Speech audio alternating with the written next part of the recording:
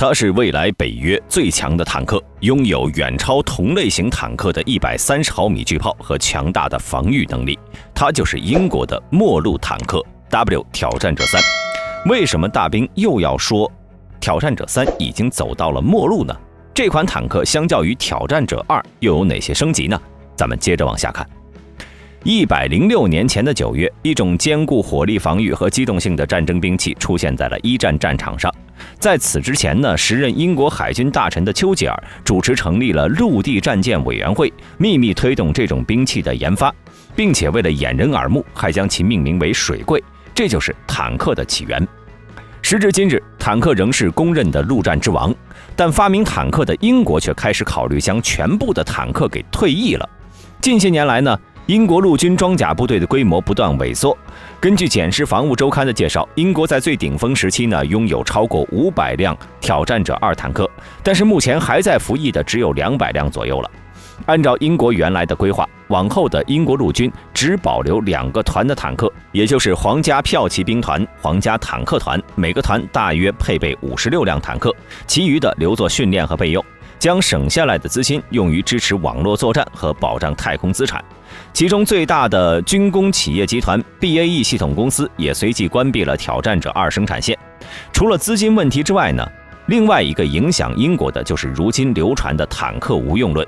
不少英国专家认为，在直升机、无人机、便携式反坦克导弹高度密集的现代战场环境中，主战坦克的生存能力减弱，战术用途萎缩，再加上英国岛国的特点，也因此决定了陆军的忽视，因此坦克被牺牲掉也就情有可原了。不过为了平稳过渡，英国陆军呢在2012年提出了挑战者2寿命延长计划，准备通过升级改造将其退役时间由原计划的2025年延长到2035。该坦克的样车是由莱茵金属和 BAE 公司联合推出的，可是关于该坦克的升级计划却是一拖再拖。原计划在2020年完成的升级，因为资金问题让英国军方十分纠结。对于战后呢就长于精打细算的英国来说，这是一笔不小的费用了。但是随着俄乌战争的爆发，英国是终于下定决心推动挑战者坦克的升级计划。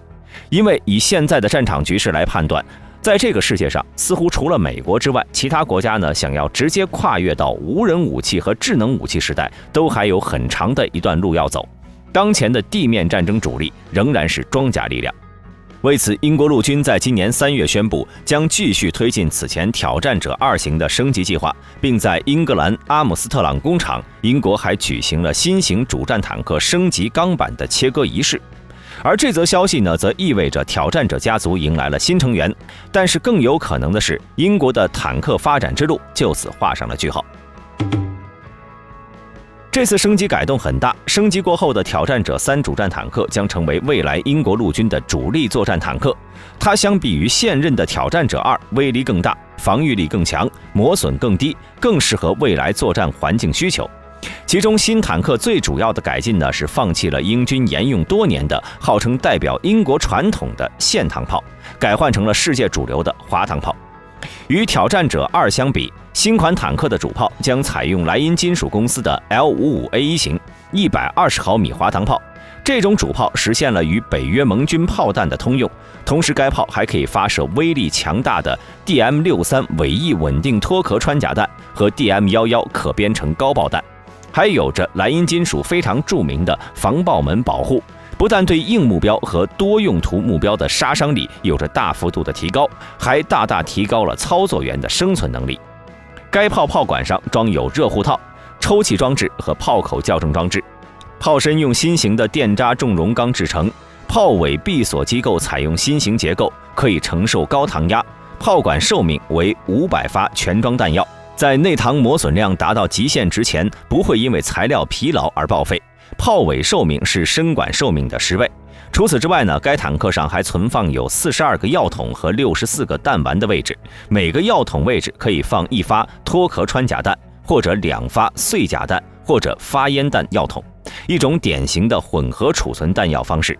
是20发脱壳穿甲弹和44发碎甲弹或者发烟弹。而它的辅助武器为一挺并列 7.62 毫米机枪和一挺安装在车长指挥塔上的 7.62 毫米高射机枪。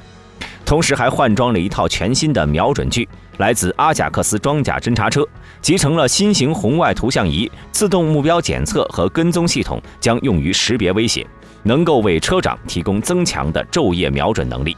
依靠新型瞄准具，挑战者3有独立的昼夜全天候猎杀能力，比潜在的对手更快地捕获并且打击目标。当然，如果英军有进一步的需求，也可以将120毫米炮换装成正在研发的新一代130毫米滑膛炮，并且该坦克的炮塔也将换成莱茵金属开发的数字化多功能炮塔。而这种炮塔呢，在该公司还计划被单独出售，以满足其唯一的海外用户阿曼的升级需求。此外呢，据说这种炮塔还可以加装在不同的坦克底盘上。上面咱们说过，这次的升级改动很大，除了在攻击上有所提升外呢，它在防御、动力、观瞄、网络作战能力呢也都有提升。防御方面，挑战者3采用了新型模块化装甲和主动防御系统，这个组合可以说能够应对世界范围内能遇到的任何战场威胁。要知道，本来挑战者2的防御性能就非常强悍了，如今再度升级，可想而知其防御力将会达到何种地步。当然，如果改进之后坦克的能力提升上来，倒也无可厚非。可是有一个关键问题，就是在这次升级中被暴露了出来，那就是因为坦克的发动机基本没动。当然呢，也有传言称BAE 公司将其升级为1500马力的发动机，以及全新的冷却系统和液压悬挂系统。但是即便如此，坦克本身的重量依旧是增加了不少，无论是战利品、防御系统还是新的主炮，都将给动力系统带来更大的压力。既然这是英国陆军未来的主战坦克，那么数字化和信息化作战方面当然是必不可少的。挑战者3将配备一套数字化骨干网络，采用全数字化控制技术来整合各个领域的作战信息，从而实现跨域的数据共享，以信息优势压倒对方。英国陆军在一份媒体新闻稿中补充道，钢结构将容纳炮塔内的子系统，这将确保挑战者3是一款支持网络系统的数字化主战坦克，具有最先进的杀伤力、升级的生存能力以及世界级的监视和目标捕获能力。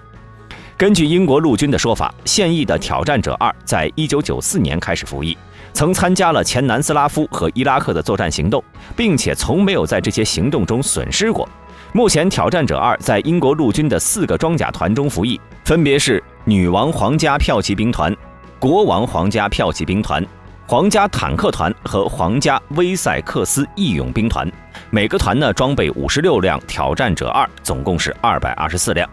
根据合同，英军呢会将148辆挑战者2升级，该项目也是作为英国未来士兵现代化计划的一部分。第一批完成升级的坦克将在2027年交付，而剩下没升级的挑战者2将会退役。英国陆军副总参谋长克里斯蒂克尔中将说，经过现代化升级的英国部队将会比任何对手拥有更强的杀伤力、更好的防护力和更出色的通信能力。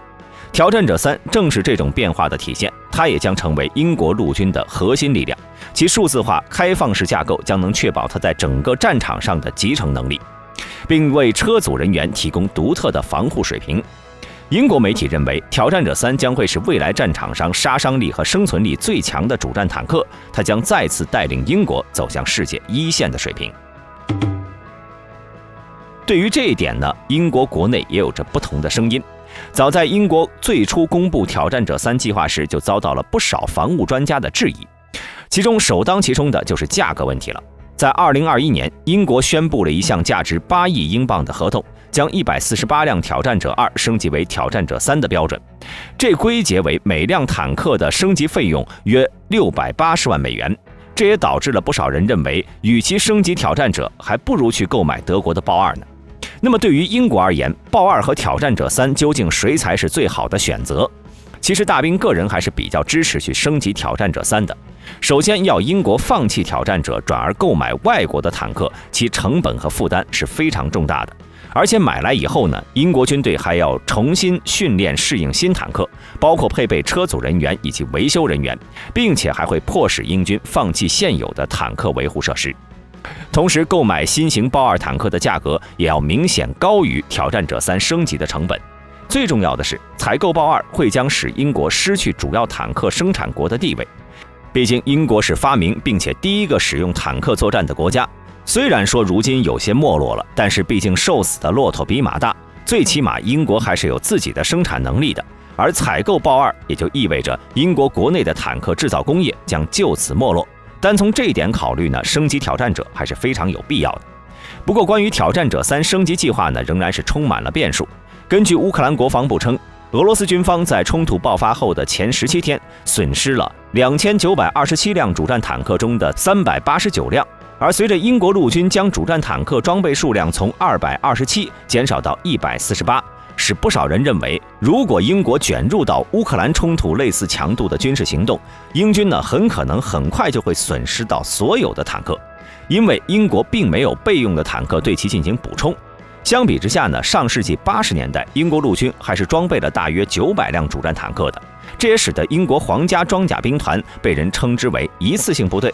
虽然英国陆军表示挑战者3计划目前已经步入正轨，但未来仍然存在一些障碍。据了解，挑战者3目前还是存在不少问题的。目前呢，皇家联合军种研究所已经确定，在该坦克的升级计划中，主武器弹药选择相关的项目存在缺陷，完全投入使用可能需要更长的时间。除此之外呢，该计划最大的不确定因素就是生产设备和装备数量相对较少。近期这场俄乌战争已经清楚地表明了，即便是相对先进的主战坦克，在面对现代反坦克导弹时也是十分脆弱的。好了，本期视频到这里就结束了。大家认为英国这款挑战者坦克性能如何呢？欢迎在下方的评论区留言。喜欢本频道的朋友，请点击下方的订阅按钮。我们下期再见。